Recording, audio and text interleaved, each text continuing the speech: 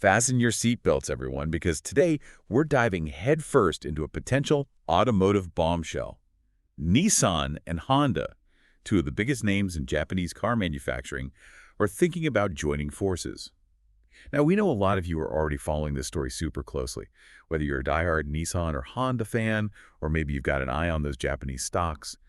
But we've got a really unique way of looking at this whole thing. We're going to be hearing insights from Carlos Ghosn. He's the former CEO of Nissan. So this is a guy who knows the car industry like the back of his hand. Yeah, what's really interesting here is that Ghosn isn't exactly doing a victory dance about this possible merger. In fact, he's pretty skeptical. He's even saying it feels more like a move out of desperation than like some genius strategic plan. Okay, so not exactly cheering from the sidelines. So why all the doom and gloom? Why is he so down on this? Well, Ghosn is basically saying that Nissan and Honda are already competing for the same customers. I mean, they're both going after similar types of buyers. Their cars are often rivals in the same categories. And their brands, how people see them, are pretty similar. So merging isn't going to magically create this whole new market for them, and it's not going to make all that fierce competition just disappear. So you're saying it's not as simple as just teaming up and instantly becoming this unstoppable car-making giant? Nope, not if you listen to Ghosn. He thinks Nissan especially is in kind of a tough spot right now. Their performance lately hasn't been great, and they're having trouble keeping up with all the crazy changes happening in the industry, especially when it comes to electric vehicles. So he's suggesting this merger is more like grasping at straws than making some big power play. Right, so that's Nissan's side of things. What about Honda? What's making them jump into this? Well, Ghosn's take is that Honda might be getting a little push, maybe even a shove, you could say, from Japan's Ministry of Economy, Trade, and Industry, or METI for short. Mitia. They're like the big puppet masters behind Japan's entire economy. You got it. They've got this long history of guiding and sometimes even straight up calling the shots on major industrial moves. Usually they're all about long-term stability and building up those national champions. But in this case, Ghosn is kind of hinting that Mitia might be more worried about keeping control of the Japanese car industry, more than they are about just pure economic strategy. So it's like having this super powerful backseat driver, and they've got a very specific destination in mind, even if the people in the car aren't so sure about how to get there. That brings up a really interesting question. How does this much government involvement affect a merger like this? And what does it really mean for the future of Nissan and Honda if Mitia is the one calling the shots? Oh, those are the million-dollar questions.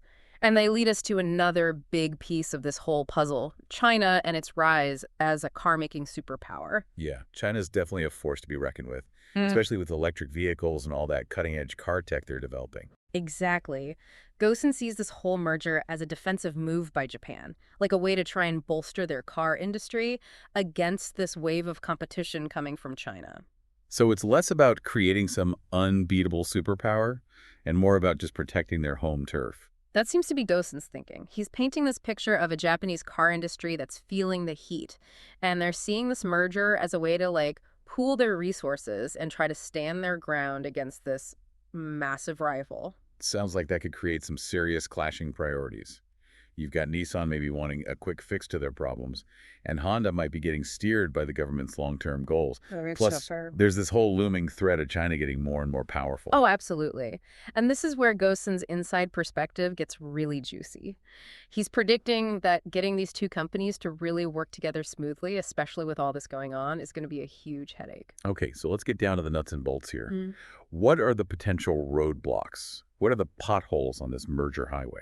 Well, first of all, Ghosn doesn't see a lot of obvious overlap where they can easily cut costs and become more efficient. Like, he points out that both Nissan and Honda already have these massive workforces, and you could even say they're bloated. Plus, they've got dealerships all over the place, especially in big markets like the US. So just merging these companies isn't going to magically fix any of that. Right. It's like trying to cram two refrigerators into a kitchen that only has space for one. You're not really gaining more space, you're just creating a logistical nightmare. Totally.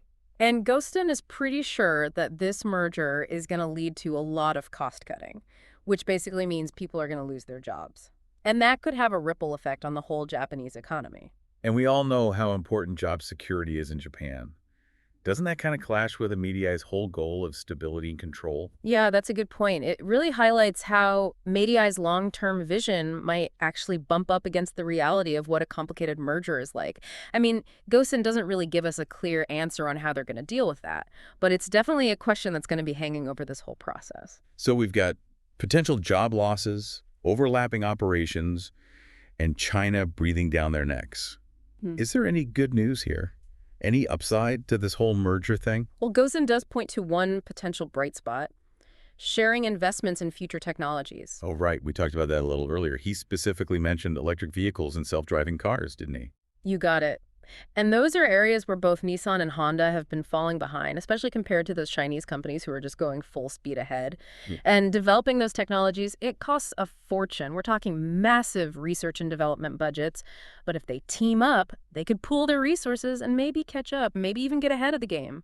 Yeah, so instead of each company trying to reinvent the wheel all on their own, they could combine their brain power and their money and actually come up with something truly innovative. Exactly. It's that classic strength in numbers idea.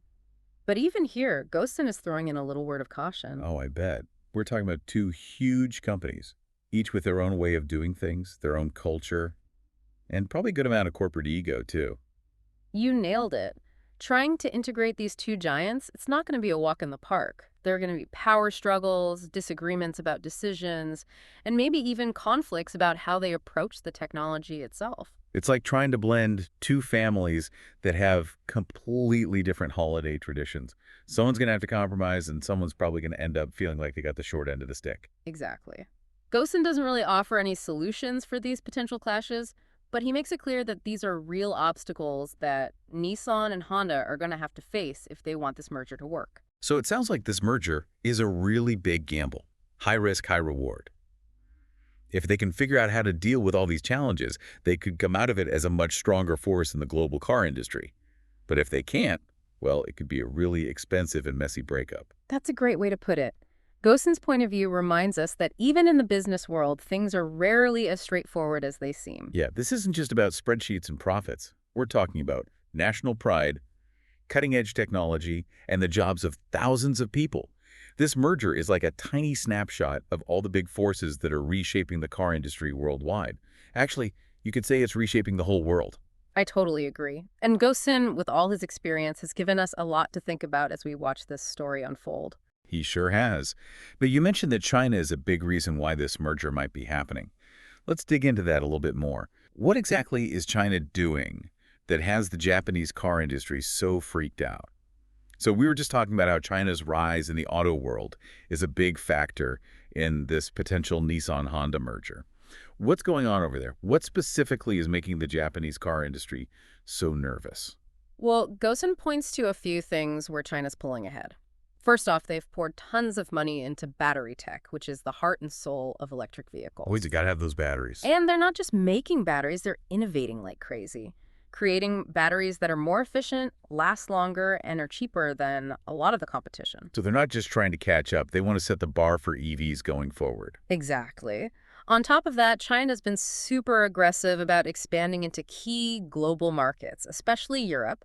They're making big gains there with their EVs. Yeah, they're offering competitive prices and really advanced technology. It's putting a lot of pressure on the big car companies, including the Japanese ones. So it's like a 1-2 punch. China's becoming a tech leader in EVs, and at the same time, they're expanding globally. And they're doing it so fast, it's making everyone else sweat. That's a great way to put it. And Gosen thinks Japan sees this merger as a way to try and fight back against that trend.